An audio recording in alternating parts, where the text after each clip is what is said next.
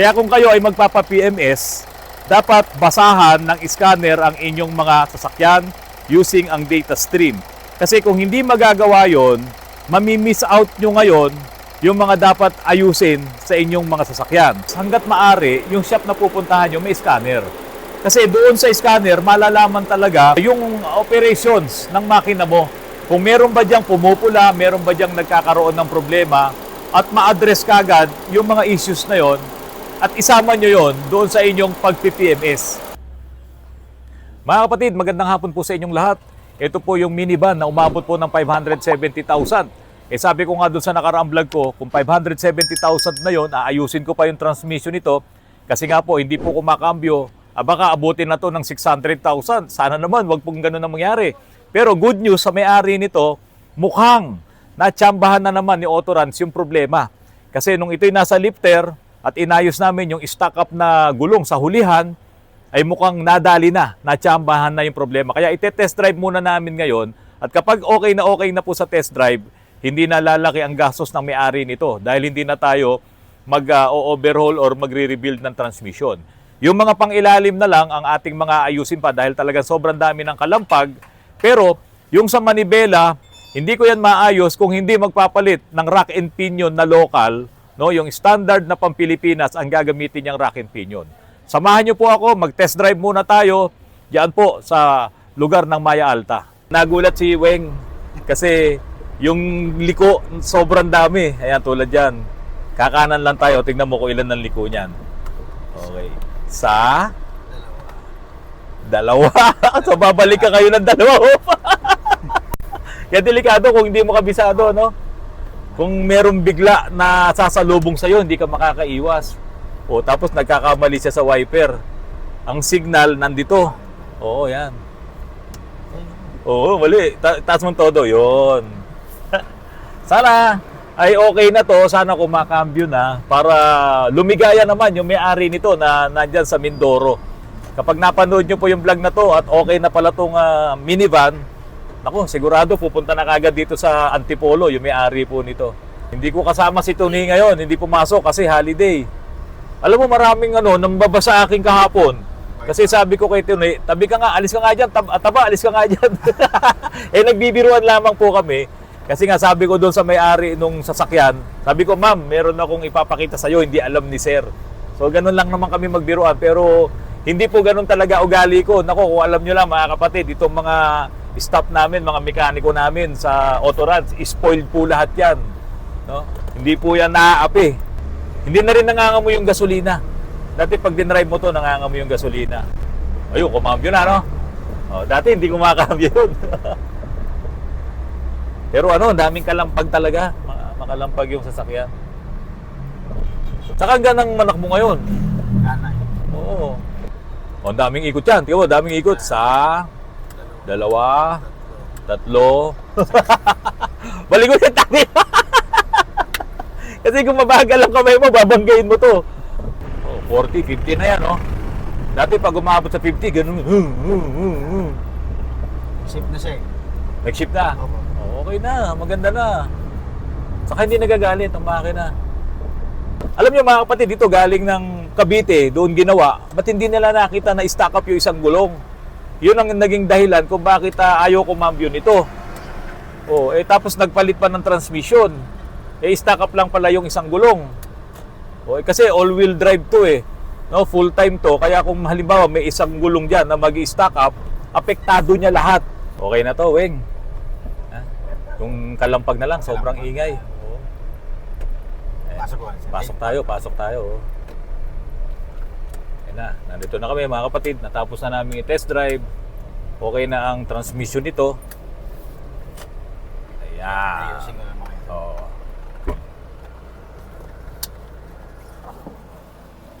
Alright mga kapatid, okay na yung transmission. Wala na tayong problema. Kumakambyo na siya, mabilis na siya. Hindi na nagwa-wild ang engine. At doon naman sa pag-wild ng engine, ang isang nakasolve sa problema niyan ay yung dalawang pressure regulator na nakakabit dito. Kasi yung fuel pump na inilagay nung mga gumawa nitong nakaraan, ay hindi para sa kanya. May sariling pressure regulator doon sa fuel pump assembly na nandoon sa tangke. Samantalang itong makina nito ay talagang meron na siyang built-in na pressure regulator doon sa port injection, sa port injectors. So nadoble yun. Kaya ang nangyayari tuloy, merong isang regulator doon na bumubukas kagad, yun nga, yun nandoon sa tangke, kaya yung pressure naman ng fuel papunta doon sa mga injectors ay mahina.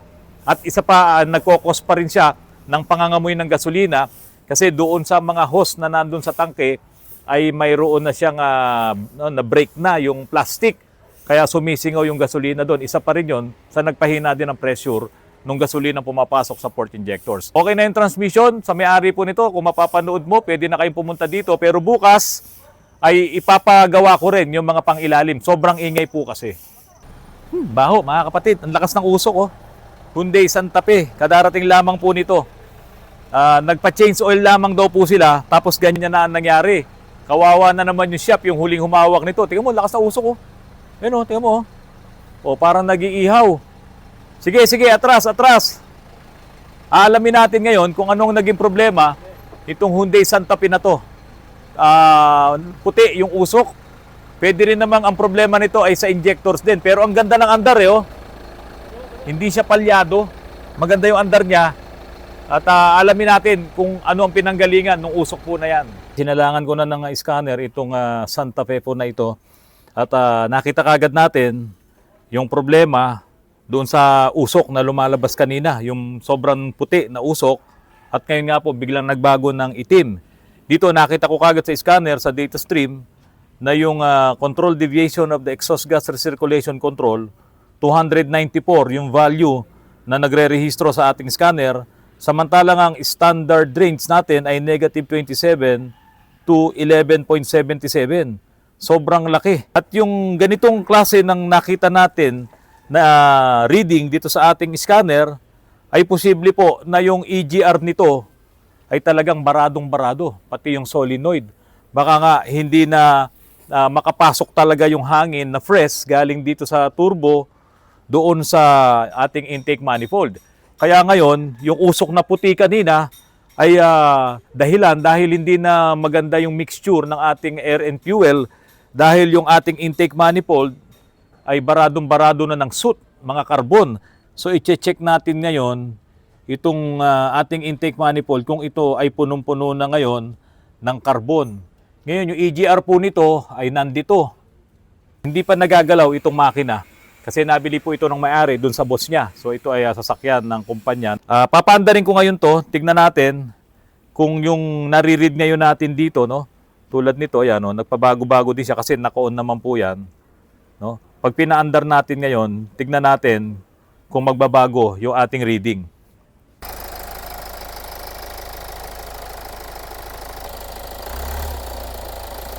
Ayan na. Okay na. Tingnan natin kung umuusok.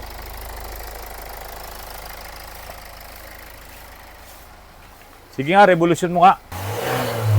Yun, napakaitim. Sige, sige. Maintain mo lang. Sige pa. Ayan, o. Okay. So dito pa lang, alam na natin kung ano ang problema. EGR talaga, siyempre kailangan tayong maglinis pati ng intake manifold. Kung wala kang scanner, ay mag-aalatsamba tuloy tayo ngayon. Ipapatanggal mo yung mga injectors kasi maitim yung usok, papadala daw sa calibration. No, ganyan po kasi ang nangyayari. Pakipatay mo na, kapatid. Oh. Paki-on mo lang ulit. Ganyan po ang nangyari, mga kapatid, kapag mausok ang ang tambutso, mapamputi yan, mapaitim yan, ang gagawin nila, tatanggalin yung injectors, no? Dadalhin sa calibration, hindi naman yun ang problema. Dito talaga, pinpointed na po yung EGR natin ang may issue. Kaya po, ayan, no? Yung standard range saka yung actual value ay magkaiba. So, intake air temperature, may problema din tayo.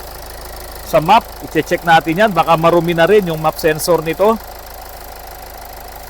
Ayan, itong tatlo na to, na oil level filtered value option, oil level last average value option, at oil level raw value option. I-check din natin to kasi pula siya lahat. At nandoon lang siya sa 18. Samantalang ito yung kanyang standard range, 31, 25, at 58. So kapag may mga lumalabas na ganyan, ibig sabihin, mayroong hindi normal na operation yung ating makina. Kaya maganda pag po kayo ay magche-check ng, or magda-diagnose ng mga sasakyan, lalo na yung mga modelong sasakyan ngayon, yung mga naka-ECM na, naka-ECU na, kailangan talaga gumagamit po kayo ng scanner at gagamitin nyo yung data stream. Sa oxygen sensor heater duty, pula tayo, oxygen sensor temperature 99. So dito talaga malalaman mo kung ano yung mga dapat mong pakialaman. Hindi yung pupunta ang isang customer sa isang shop at magpapa-PMS kung ano-ano yung mga kinakalas, kung ano-ano yung mga ginagalaw. Sa scanner po, malalaman mo kagad yung mga importante na dapat galawin. Meron pa rito mga kapatid, itong water temperature. No? Ayan, 87.255. Pero dito ay 14.71 o 253.92 yung kanyang standard range. So ito nakapula to, i-check din po natin yan.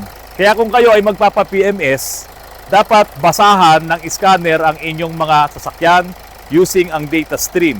Kasi kung hindi magagawa yon, mamimiss out nyo ngayon yung mga dapat ayusin sa inyong mga sasakyan. Yun muna mga kapatid, kasi umuulan. At ipapakita ko naman sa inyo yung problema ng isang Ford EcoSport po dito. Ano po siya, palyado, nanginginig ang kanyang andar.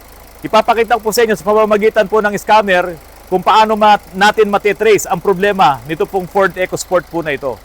Mga kapatid, ito na po yung Ford EcoSport na palyado, nanginginig ang makina. 4 cylinders po ito tingnan nyo, nanginginig ang makina. Pakita mo Glenn. Sa mga 4 cylinders, hindi dapat ganyan na nanginginig ang makina, lalo na bago pa po itong sasakyan na to. Iilan lamang din po ang tinakbo nito.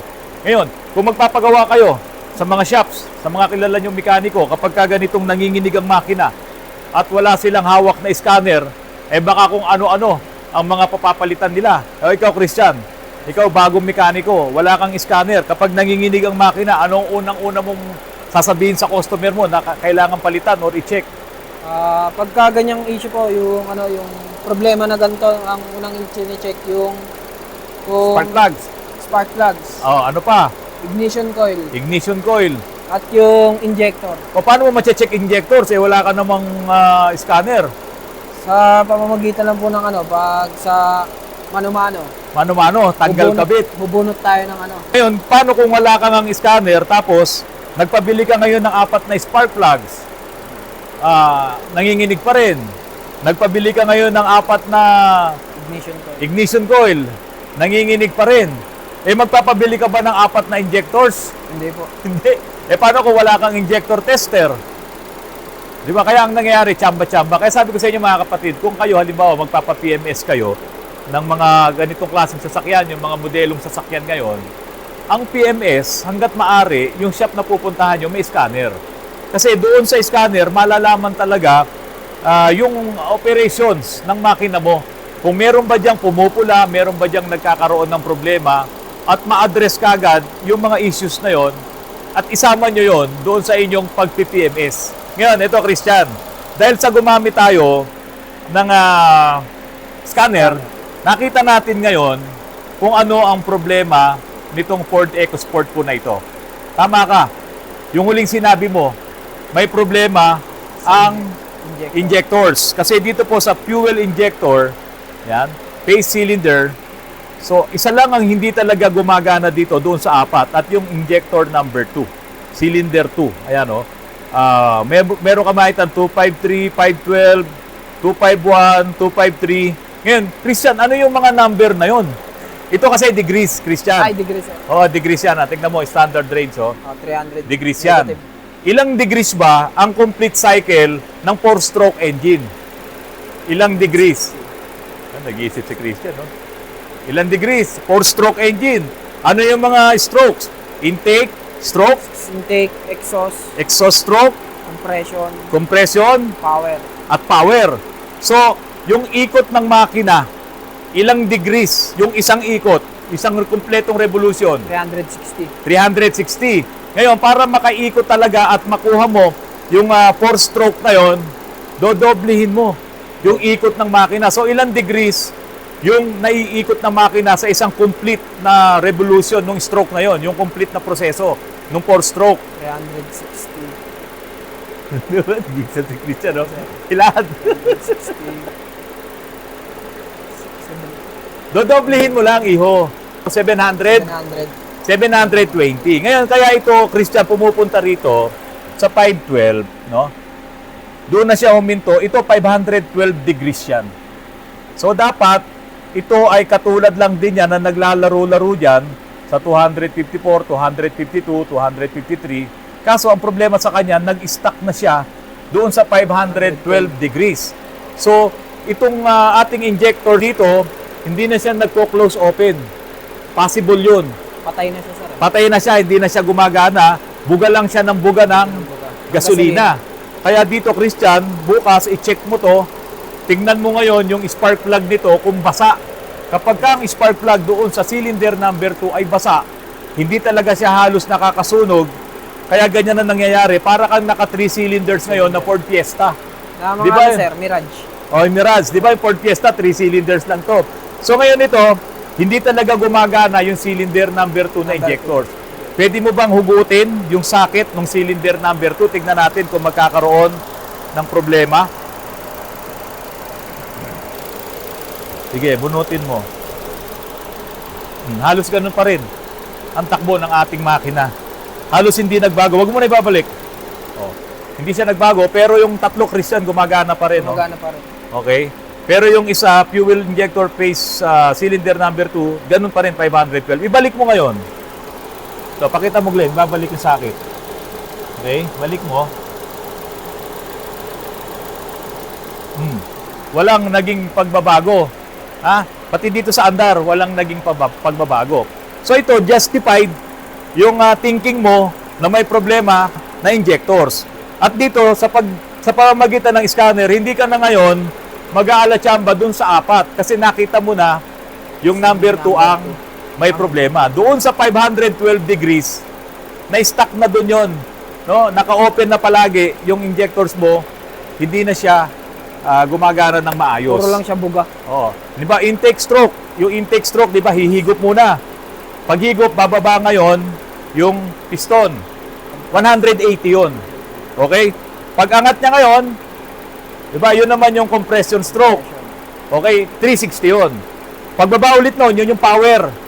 Yung combustion, another 180 'yon. At pag angat ulit, yun naman yung exhaust. So 720 degrees 'yon. So, ganun ang ikot nun, bawat isang cycle, bawat isang piston, ganun ang ikot niya. Eh ito, talagang may mali tayo rito, hindi gumagana itong fuel injector phase cylinder 2. No? Dapat ito yung ano niya, sa 360 siya, talagang sira yung ating injector. Ang gagawin mo, ililipat mo yung 1 doon sa 2, at pag lumipat yung maling reading, pag napunta sa 1, itong 512 na yan, o talagang may problema, yung injector number 2 dahil inilagay mo doon sa 1. Sa 1. Mabilis? Yes, sir. Ha? Mas madali, ano? Kaya nga dapat, pag meron tayong mga customers na pupunta dito, halimbawa, magpapa-PMS sila, salangan nyo na ng ating scanner kasi hindi naman tayo yung shop na napakamahal ng singil nila sa pag-scan. Kapag ka nga po, subscribers ni Autorans, hindi ko na po charge yan sa scan. Ang importante, bago nyo galawin, i-run nyo ang data stream, makikita nyo lahat kung ano yung may mga problema doon sa makina na hahawakan natin. Kahit change oil lang yan. Pagka may nakita kayong mga pula-pula dyan, yun ang sasabihin mo sa customer, Christian, Sir, maraming issue ang inyong makina. Baka gusto nyo, ito muna i-address natin kaysa doon sa ibang mga gusto nyong ipa-PMS. Kasi napaka-importante po na meron ka talagang scanner para matrace yung talagang mga hidden faults ng iyong engine. Kaya po mga kapatid, ito po muli ang aking ibinahagi sa inyo. Napaka-importante ng scanner, pero importante din na alam mo kung ano ang ini-scan mo. Kung ikaw yung mag-i-scan at hindi mo alam yung revolution, yung ilang cycle meron ang isang 4-stroke engine, hindi mo alam yon, malilito ka pa rin. Kaya kailangan mga mekaniko, mga batang mekaniko, mag-aral kayong mabuti. Dapat alam nyo kung paano nagtatrabaho ang makina para pagka kayo ay gumamit ng scanner, ay talagang maiintindihan nyo ang inyong mga ini-scan. Mga kapatid, maraming salamat sa patuloy na pagtangkilik nyo po sa aking channel. Kung hindi pa po kayo nakasubscribe, pakisubscribe po, pakishare at pakilikes po ang aking mga videos. At pakipindot na rin po ang notification bell. Maraming salamat po. Magandang hapon sa inyong lahat.